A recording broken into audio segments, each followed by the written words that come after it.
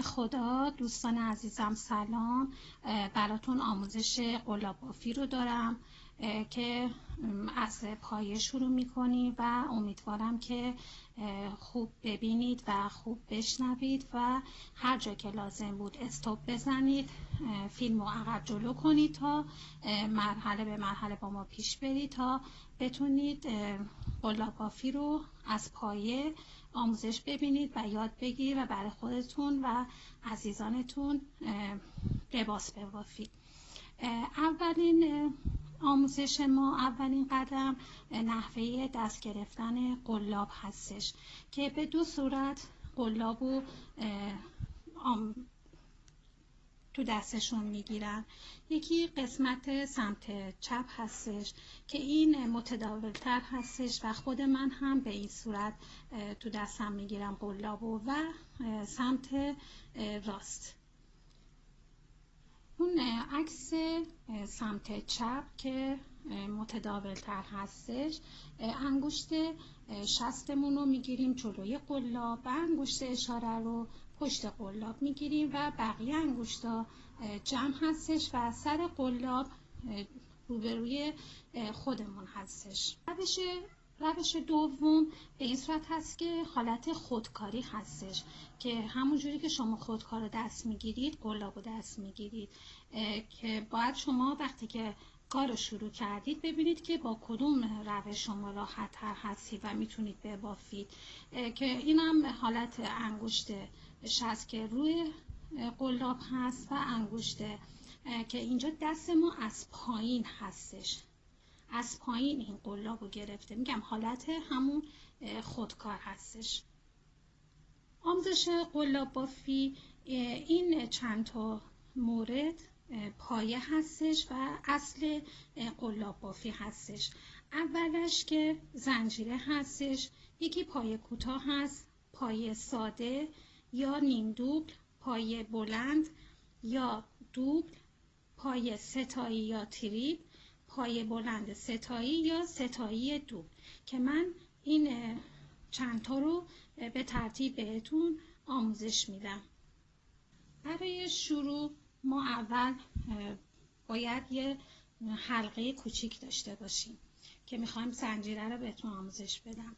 میتونید این دو سر نخ رو ببینید گره بزنید، به این صورت یه گره معمولی بزنید.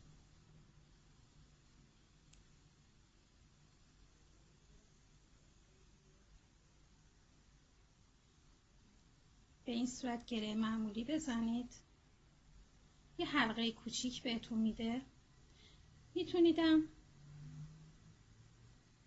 اول نخ رو دور دستتون بپیچید، این دو سر نخ رو بیارید روی هم حالت حلقه، بعد این قسمت پایینش رو تو دستتون بگیرید، با پایین حلقه تو دستتون بگیرید، قلاب رو وارد حلقه کنید، از روی نخ ببرید، از پشت نخ بیارید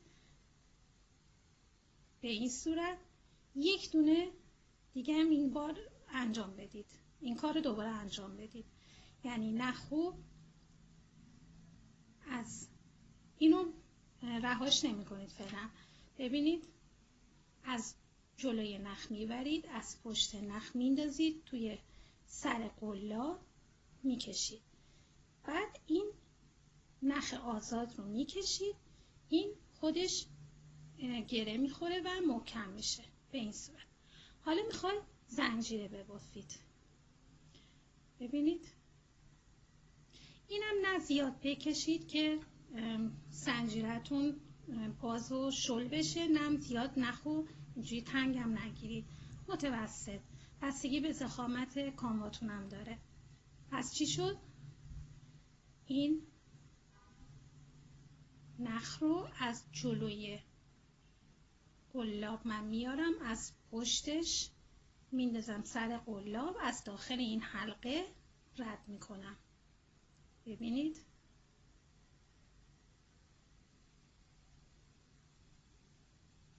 به این صورت. یه مقدار که اینجا نختون کم شد، انگوشتون رو آزاد میکنید که یه مقدار نخ بیشتر باشه. پس چی شد؟ از جلوی نخ میبرید، از پشتش میارید به این صورت. میبینید؟ به این صورت. این نخی که اومده جلو، قلابو میکشید عقب، این نخ میفته سر قلاب و سر قلابو از داخل این حلقه رد میکنید به این صورت. شما باید هر مرحله ای رو انقدر انجام بدید تا ملکه ذهنتون بشه و یاد بگیرید. ببینید به این صورت.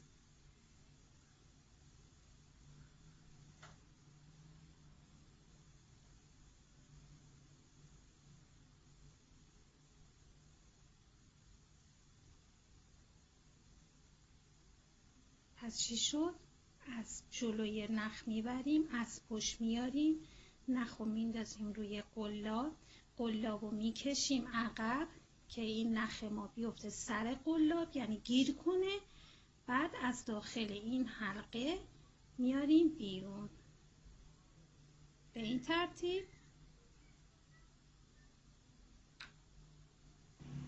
خب عزیزان، شما الان این زنجیره یاد گرفتید. حالا میایم سراغ پای کوتاه. پای کوتاه به این صورت هستش که ببینید این زنجیره رو یه دونه رو نمی بافیم، یک دونه زنجیره باید داشته باشه. بعد از زنجیره دوم شروع میکنیم، یعنی ببینید از این زنجیره دوم شروع میکنیم. قلاب رو من به این صورت واردش میکنم. خب واردش که کردم، دوباره نخو از جلوی قلاب میارم، از پشت نخو میگیرم، از داخل این حلقه ردش میکنم میارم بالا. حالا من اینجا دوتا دارم، دوتا حلقه دارم. دوباره این نخو میگیرم، قلابمو میگیرم عقب، از داخل این دوتا حلقه ردش میکنم. بعد دوباره میام خونه بغلیش، دونه بغلی، زنجیره بغلیش.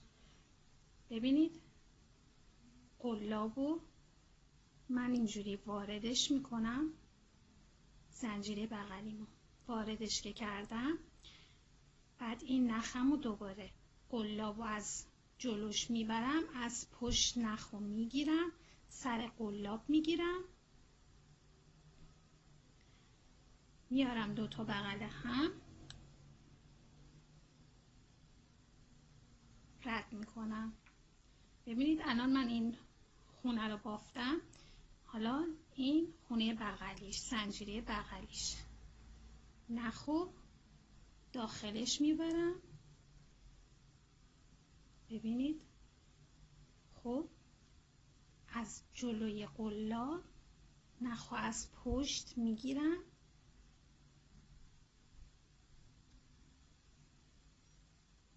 این نخ من یه مقدار ببینید به این صورت. خب این خونه رو بافتم، میام خونه بغلیش، نخمو ببخشید قلابو واردش میکنم، از جلوی نخ میبرم، از پشت میندازمش سر قلابم، از داخل زنجیره میارم بیرون، دوتا بغل هم، دوباره قلابمو میارم عقب و از این دوتا حلقه خارج میکنم.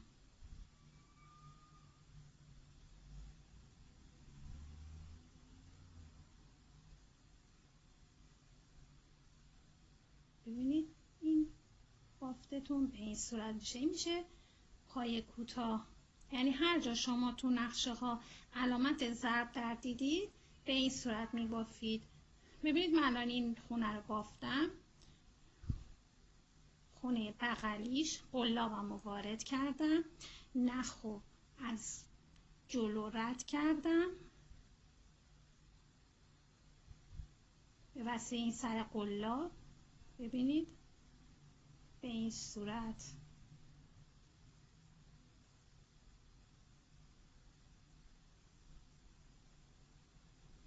نخم هم آزاد میکنم که دور انگشتمه که راحت تر ببافم.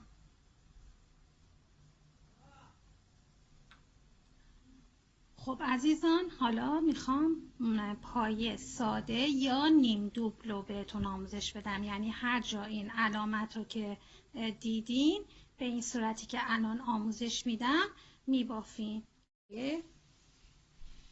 برای بافت نیم دوبل من 2 تا زنجیره رو رها میکنم، نمیبافم داخلش رو. ببینید 1 2 میام نخو، ببینید نخو میندازم روی قلابم، میام زنجیره سوم قلاب رو واردش میکنم، از جلوی نخ میبرم، از پشت نخ میندازم سر قلاب، از داخل حلقه در میارم. حالا من اینجا 3 تا حلقه دارم، میام این هم نخو قلابو از جلوی نخ میبرم، از پشت میارم، از داخل این 3 تا رد میکنم به این صورت. دوباره یه دونه نخ میندازم، از خونه بغلیش وارد میکنم به این صورت. این 3 تا حلقه رو قلاب رو خارج میکنم. ببینید این خونه رو من بافتم. حالا زنجیره بغلیش اول قبل از اینکه ببافم 1 دونه نخ رو میندازم، بعد قلابم رو وارد زنجیره میکنم، بعد میام رد میکنم، بعد این 3 تا رو با هم یکی میکنم به این صورت. خونه بغلیش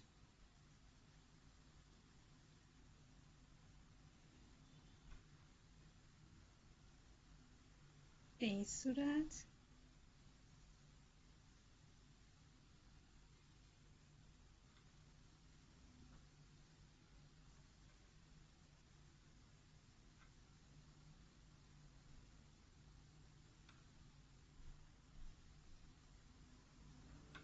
این شد بافت نیم دوبل ما.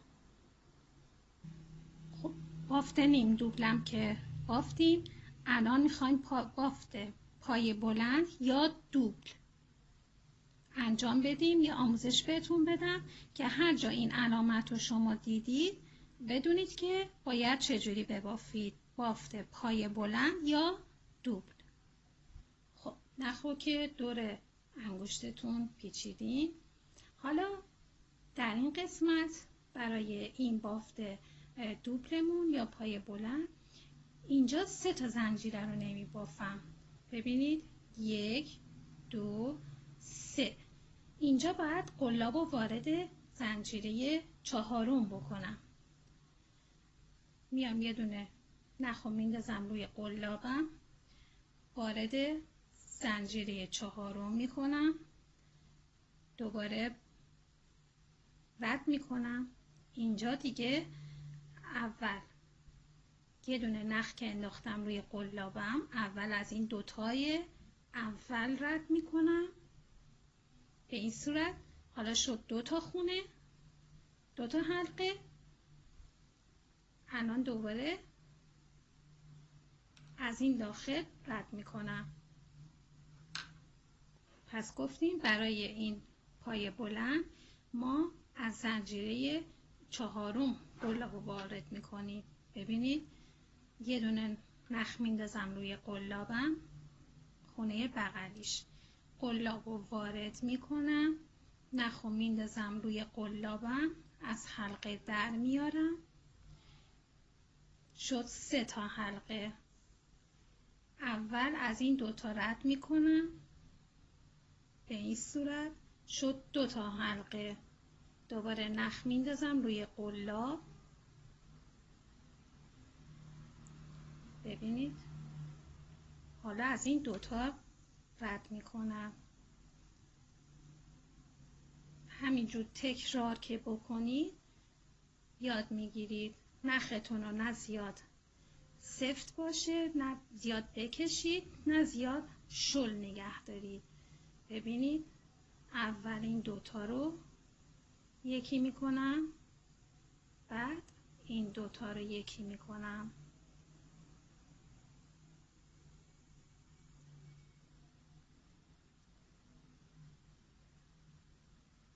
هرچی که تکرار بکنید هم یاد میگیرید، همین که شل و نخیه، شل و سفتی نخ دستتون میاد.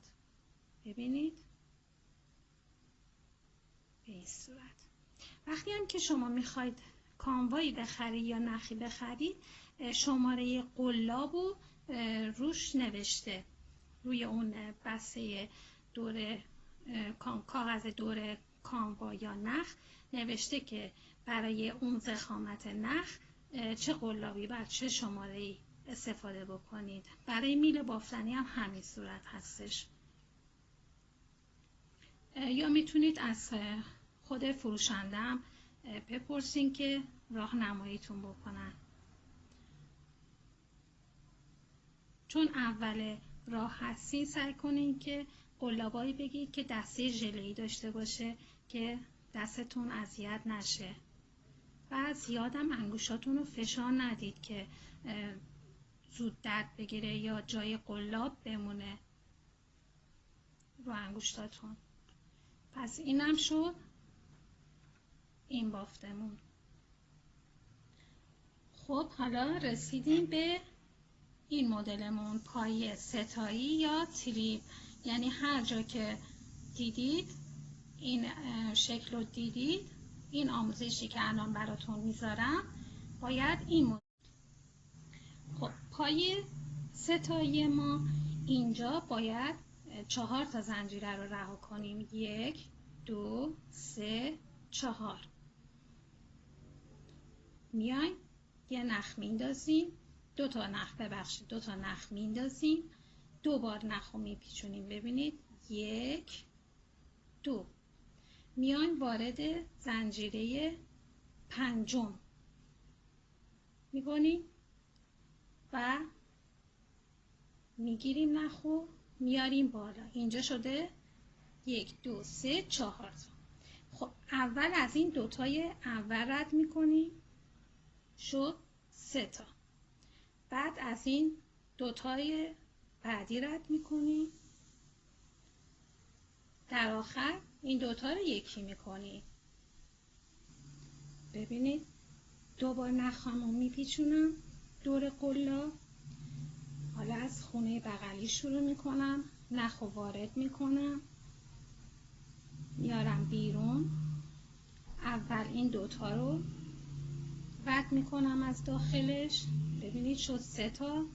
حالا دوباره یه بار دیگه نخ رو میپیچونم، از این دوتا رد میکنم، دوباره دوتامون دوباره، یعنی دوتا ما یکی میکنیم.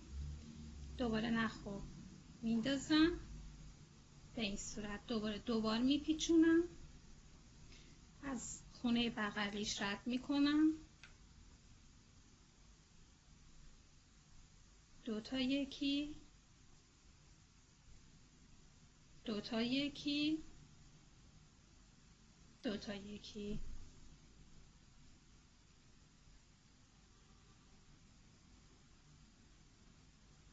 دوتا یکی، دوتا یکی، دوتا یکی.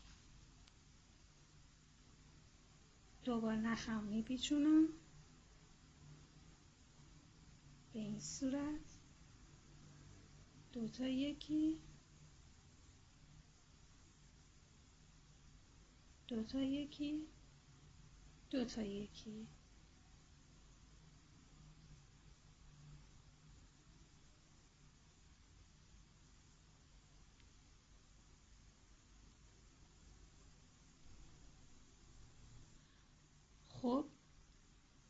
اینا رو انجام دادیم. حالا نوبت پای بلند ستایی یا ستایی دوبل هستش. یعنی هر جا که این علامت رو دیدید شما الان این مدلی که بهتون میگم باید اینجوری ببافید. خب برای این بار 5 تا زنجیره رو رها میکنیم، نمیبافیم. 1 2 3 4 5 و اول 3 بار، ببینید 3 بار نخ و دور قلابم میزنم، میپیچم و وارد زنجیره ششم میکنم. ببینید دوباره همون روش، دو تا یکی میکنی، دو تا یکی میکنی تا به دو تای آخر برسید. 1 2 3 وارد زنجیره بغلیش میکنم، در میارم، دو تا یکی، دو تا یکی، دو تا یکی، دو تا یکی، 1 2 3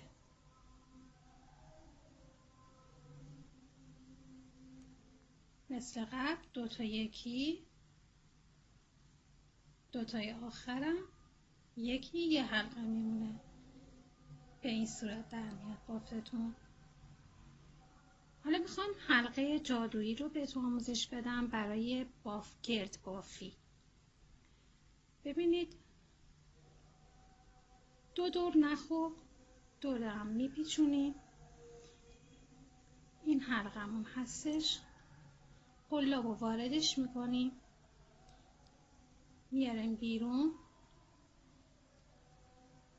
یه دونه زنجیر میبافیم، 2 3 دور تا دورش رو من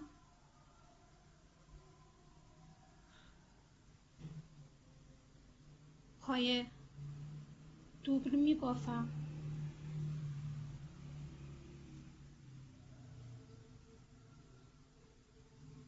اینو پر میکنم. مثلا میخواید لیف ببافید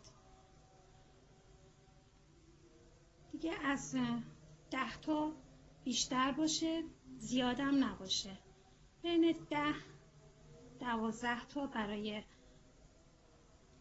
اولش کافیه.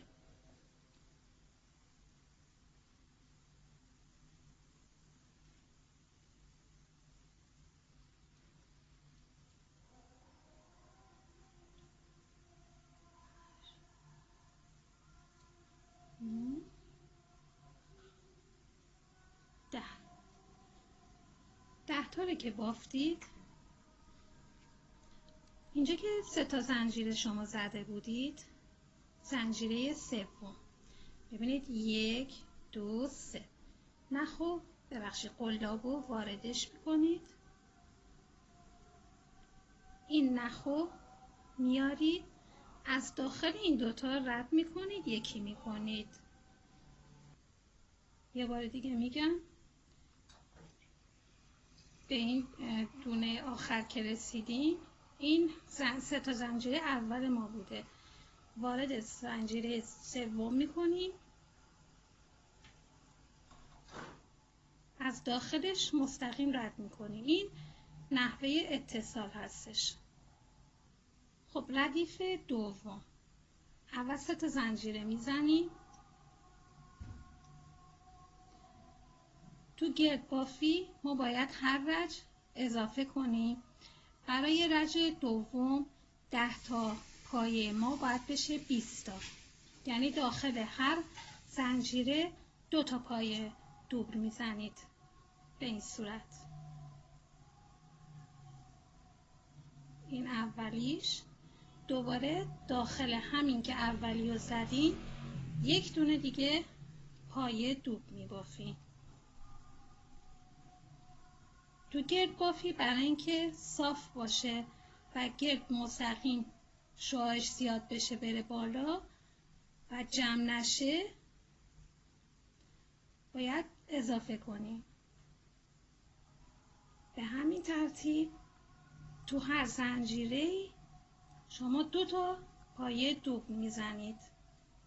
10 تای شما میشه 20 تا.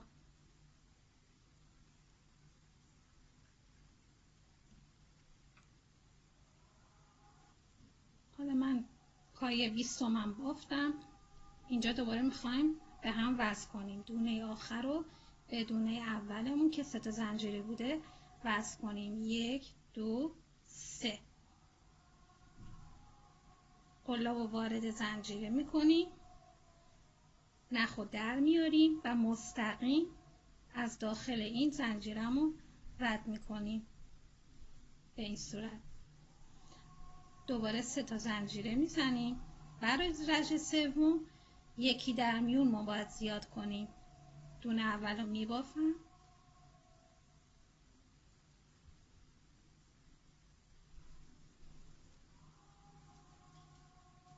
به این صورت. اولی رو بافتم، دومی رو دوباره یه پایه میزنم داخلش، یعنی من یکی در میون زیاد میکنم به این صورت.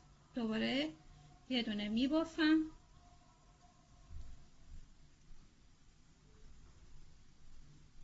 بعدیشو توی زنجیره 2 تا پایه میبافم.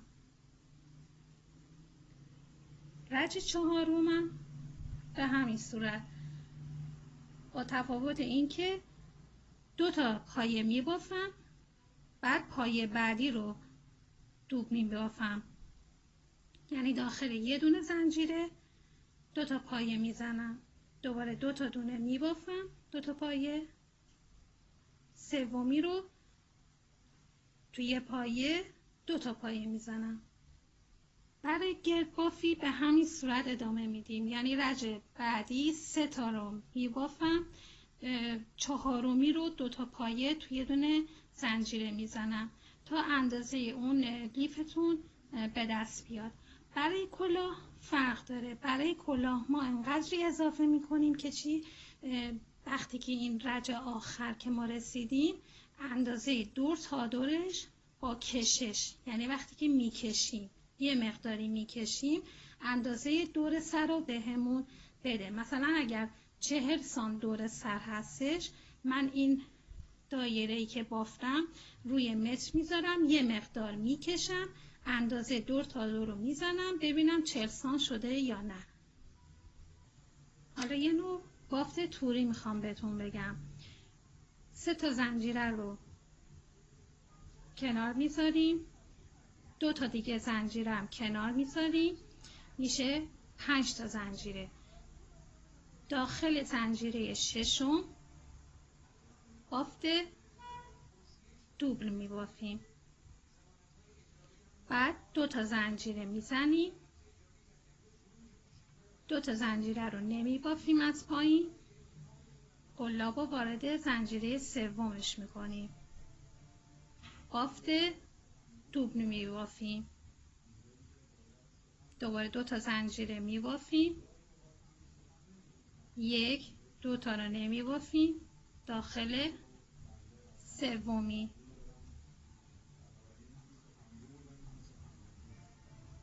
دو زنجیره، 1 2 نمیبافیم،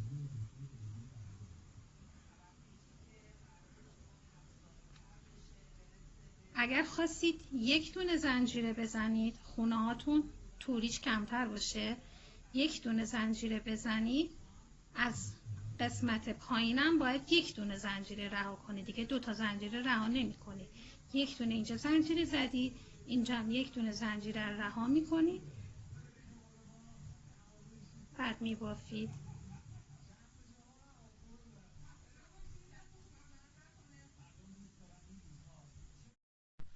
خب عزیزان، وقتی که ما به انتهای رج رسیدیم، وقتی که میخوایم بریم رج بعد، ابتدا 3 زنجیرمون رو میزنیم، بعد بافت رو به این صورت برمیگردونیم.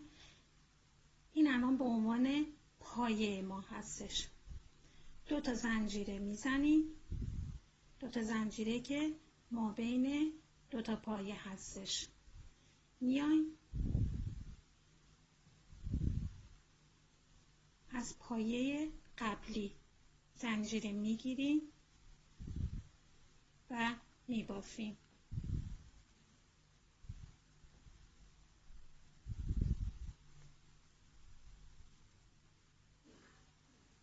ببینید به همین ترتیب ادامه میدیم.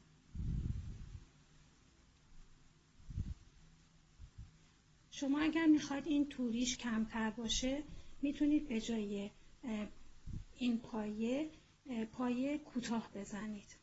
به این صورت پایه کوتاه ما به این صورت بود. حالا یه دونه زنجیره یا 2 تا زنجیره پایه کوتاه میزنید که این توریش کمتره. میتونیدم پایه نیم دوبل بزنید. 3 تا رو یکی میکردیم تو پایه نیم دوبل.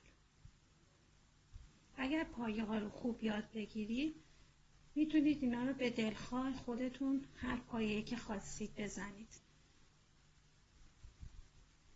دوباره میخوایم بریم رج بعد. الان من میخوام پایه مثلا رج بعد و پایه نیم دوبل بزنم. 2 تا زنجیرم رو میزنم، بافت رو بر میگردونم، 2 تا زنجیره دیگه رو پایه ردیف قبل به این صورت.